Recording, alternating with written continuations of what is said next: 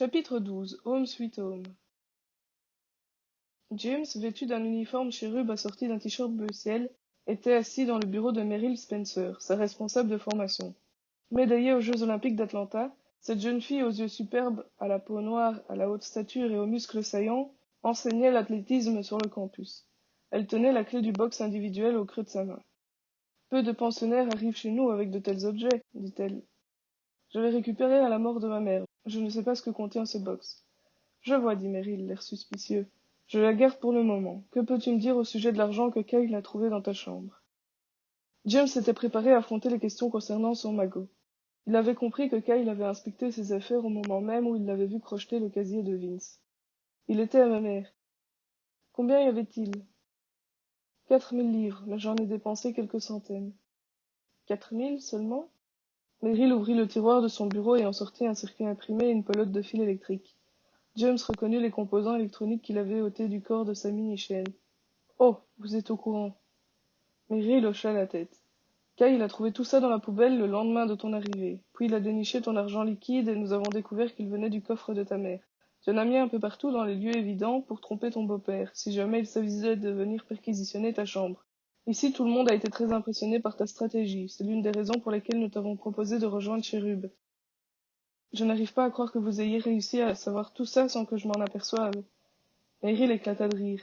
« James, notre métier consiste à rassembler des informations sur des cartels de narcotrafiquants et des groupes terroristes. Comment pouvais-tu t'imaginer que nous nous laisserions berner par un garçon de 12 ans ?» Il sourit un peu mal à l'aise. « D'accord, j'ai menti.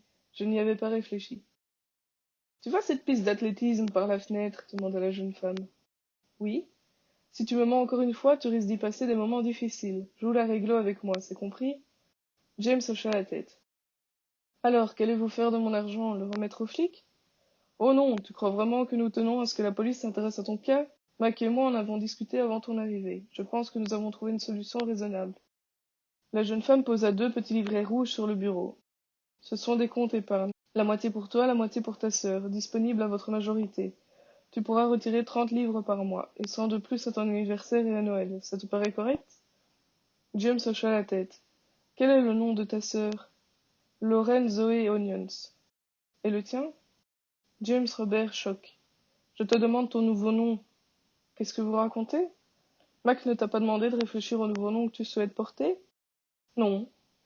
Tu peux conserver ton prénom si tu veux, mais tu dois te trouver un nouveau nom de famille. C'est moi qui choisis? Dans les limites du raisonnable, James. Choisis un nom crédible et qui colle à tes origines ethniques. Comment ça? Tu es blond, ta peau est blanche. Ça veut dire que tu ne peux pas t'appeler James Balakrishnan ou James Ben Saïd. Je peux réfléchir 2 minutes? Désolé, mais j'ai des formulaires à remplir. James était excité à l'idée d'adopter un nouveau nom de famille, mais son esprit était étrangement vide. Bon, s'impatienta Meryl, quelle est ta pop star ou ton footballeur préféré? J'adore Avril Lavigne. James Lavigne, alors? Ah non, je sais, Tony Adams, l'ancien joueur d'Arsenal. Je veux m'appeler James Adams. Très bien, allons-y pour James Adams. Veux-tu conserver Robert comme second prénom? James Robert Tony Adams, c'est possible? Tony est un diminutif d'Anthony. Que dirais-tu de James Robert Anthony Adams? Parfait. James Robert Anthony Adams trouvait son nouveau nom absolument irrésistible. Kyle va te montrer ta chambre. Le programme d'entraînement initial débute dans 3 semaines. Pour y participer, tu devras être déclaré apte lors de la visite médicale et apprendre à nager. Quoi? Tu m'as bien entendu, tu dois pouvoir nager au moins 50 mètres. Tu prendras 2 leçons par jour. Kyle conduisit James à l'étage. Bruce Norris a dit qu'il voulait te voir, annonça-t-il avant de frapper à une porte. C'est ouvert. James suivit son ami à l'intérieur. Il remarqua une étagère où trônait une impressionnante collection de trophées sportifs. L'un des murs était entièrement recouvert de posters d'arts martiaux. « Salut, dit Bruce en se levant de son lit. Je voulais être certain que tu ne m'en voulais pas pour ce que j'ai dû faire pendant le test. T'inquiète. Tu veux un verre? Demanda-t-il en désignant son réfrigérateur.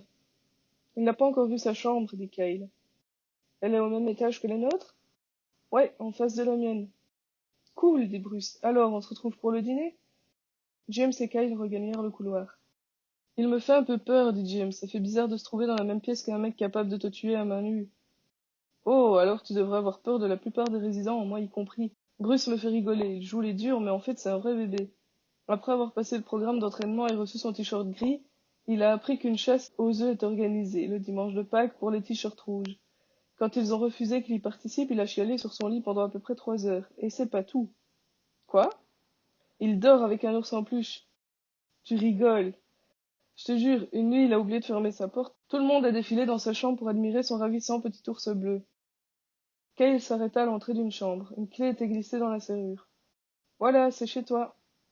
Des sacs contenant les affaires de James les avaient précédés. Tous les objets présents dans la pièce semblaient parfaitement neufs, de la télé grand format au lecteur enregistreur de DVD, en passant par l'ordinateur, la bouilloire, le micro-ondes, le frigo, le lit double, la couette épaisse et la pile d'uniformes chérubes impeccablement repassés. Je vais te laisser l'installer, je viendrai te chercher pour le dîner. James ouvrit les rideaux. Des garçons et des filles de tout âge disputaient une partie de football sur un terrain en surface synthétique. Ils ne semblaient pas prendre cette compétition très au sérieux. Ils ne se disputaient pas, les plus petits étaient juchés sur les épaules des plus grands. James avait envie de se joindre à eux, mais sa nouvelle chambre méritait un examen approfondi. Il décrocha le téléphone situé près du lit et se demanda à qui il pourrait passer un coup de fil. Un message enregistré mit un terme à ses réflexions. Les appels vers l'extérieur sont actuellement suspendus.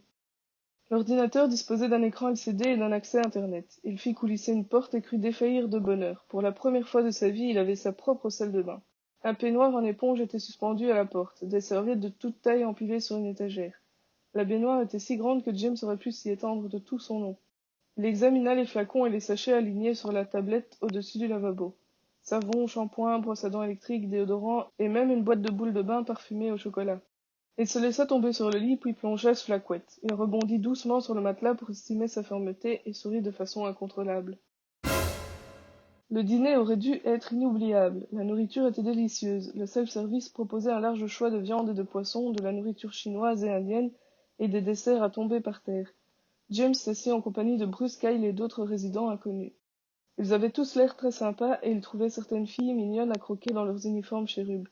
Le seul point noir, c'est qu'à la vue de son t-shirt bleu ciel, tout le monde se mit à raconter des horreurs concernant le programme d'entraînement initial. Le froid, la boue, la faim, les fractures, les blessures recousues à vif, les exercices poussés jusqu'à la perte de connaissance. Tout cela lui faisait froid dans le dos.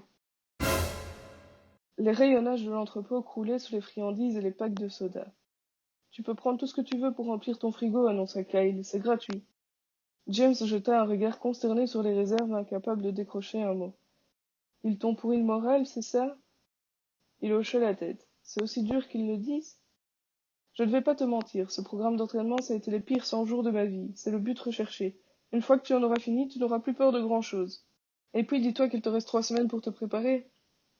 James regagna sa chambre. Un emploi du temps avait été glissé sous sa porte pendant le dîner. Au programme du lendemain, un examen dentaire et 2 leçons de natation.